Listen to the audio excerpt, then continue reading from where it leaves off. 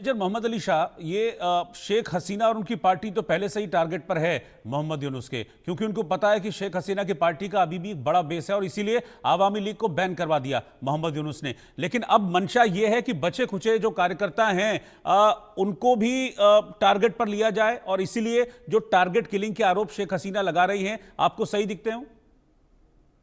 जी, फिलहाल तो जिस तरीके से मंशा है, जिस तरीके से संकेत है, जिस तरीके से चीजें जा रही हैं, तो मैं कोई बायस नहीं हो रहा हूं। लेकिन जी हाँ, अभी तक तो जैसे हमने देखा कि ये सही दिख रहा है, क्योंकि जब से मोहम्मद यूनुस आए हैं 21 मेंबर, क्या ये महज इत्तेफाक होगा, संजोग होगा, कोइंसिडेंस होगा? नहीं, मुझे लगता नहीं कि मोहम्मद यूनुस ने अवामी लीग पे बैन लगाने की पूरा दम लगा के फिर बैन लगाया उसके बाद।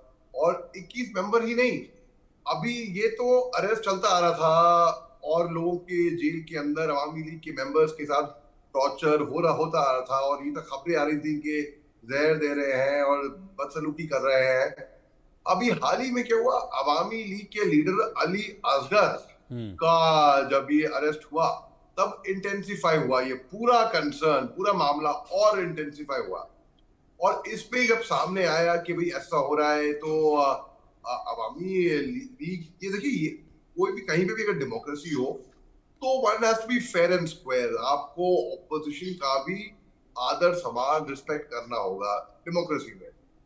जिस तरीके से मोहम्मद यूनुस की सरकार, ना तो वो संभाल पाई हिंसा, ना तो वो संभाल पाई जो लोग भड़के हुए थे।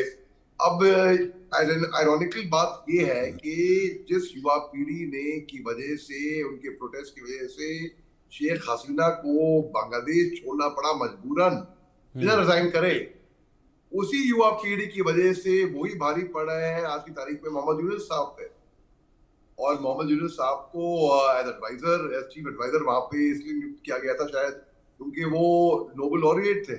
और नोबेल लॉरिएट तो बहुत पहले हो जा चुके, तो उम्मीदें थी शायद हो सकता है कि या तो एक बाम के तौर पे, क्योंकि यहाँ पर हिंसा होगी बांग्लादेश के अंदर, ऐसा अनुमान लगा चुके होंगे पहले लोग। तो मोहम्मद यूनुस को अगर वहां पे बिठा दिया जाए तो एक तरीके से वो न्यूट्रल होगा, लेकिन वो ना सफल रहे, असफल रहे बिल्कुल, इसमें तो कोई सफलता दिखी नहीं।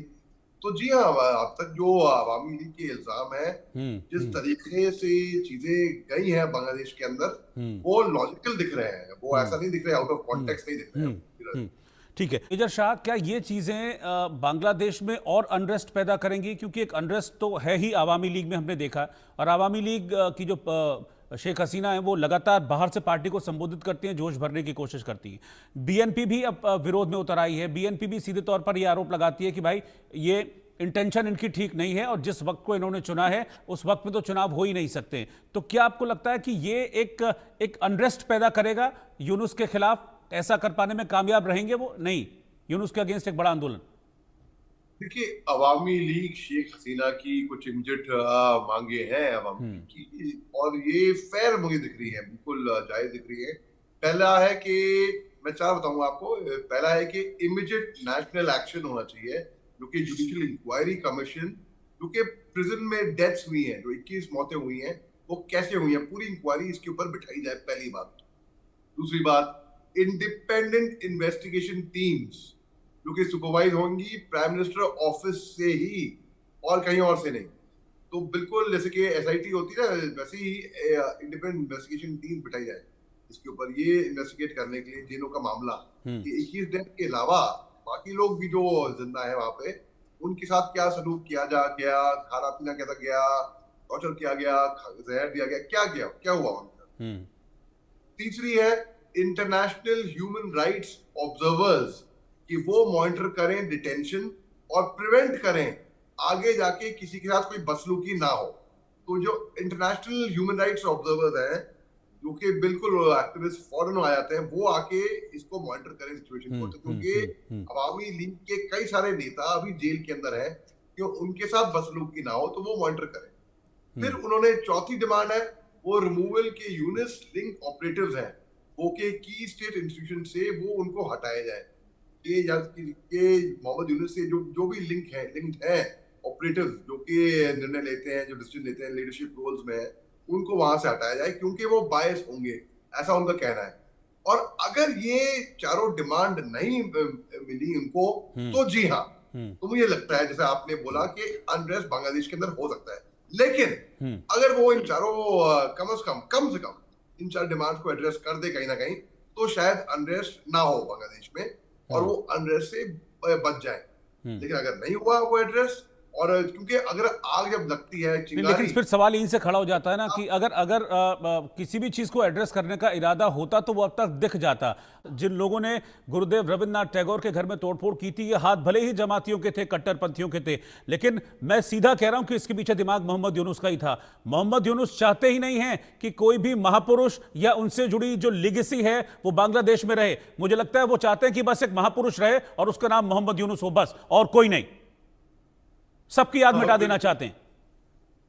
बिल्कुल बिल्कुल सही बोला। देखिए, और जैसे कि एक डेमी गॉड होता है ना, जैसे कि भाई हम बस मैं नाम और निशानो, बाकी जो पूर्वजन आए थे वो बेवकूफ थे, उन्होंने कुछ काम करा नहीं है, यही अब से काम। एक्चुअली एक और चीज है कि अभी मुझे लगता है कि मोहम्मद यूनुस साहब के हाथ से एक्चुअली बाजी निकल चुकी है। अभी उनके पास में वो है तो वहां पर, लेकिन जनता आवाम जो है वो ही रूल चलाती है। अवामी लीग का इन्होंने तो सब जानते हैं क्या कर दिया है।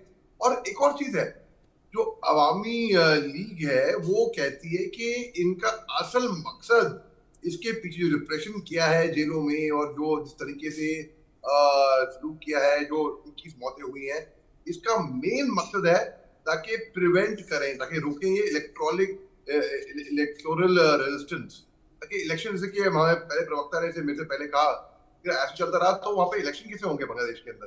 तो फिर वो इलेक्शंस ना हो, ताकि वो रुके, ताकि ताकि इलेक्शंस अगर हो गए तो हो सकता है कि सत्ता बदल जाए, कुछ भी हो सकता है बांग्लादेश के अंदर।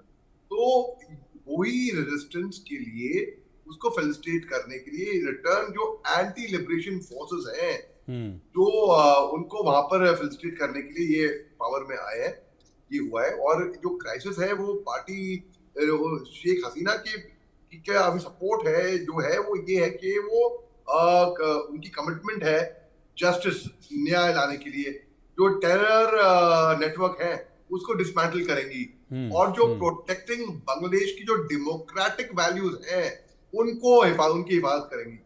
अब जो डेमोक्रेसी है उसके पीछे जो लड़ाई लड़ी है गई है, वो एस्केलेटिंग, जो हालात बिगड़ रहे हैं वहां पर, रेजिंग वो सीरियस कंसर्न है ह्यूमन राइट्स के ऊपर, डेमोक्रेसी के ऊपर, पॉलिटिकल स्टेबिलिटी के ऊपर बांग्लादेश के अंदर।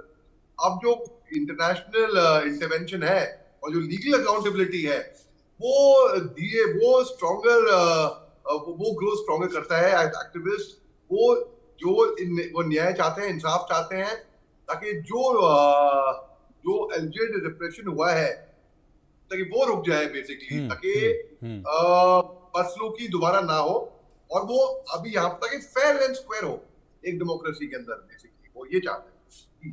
ठीक है।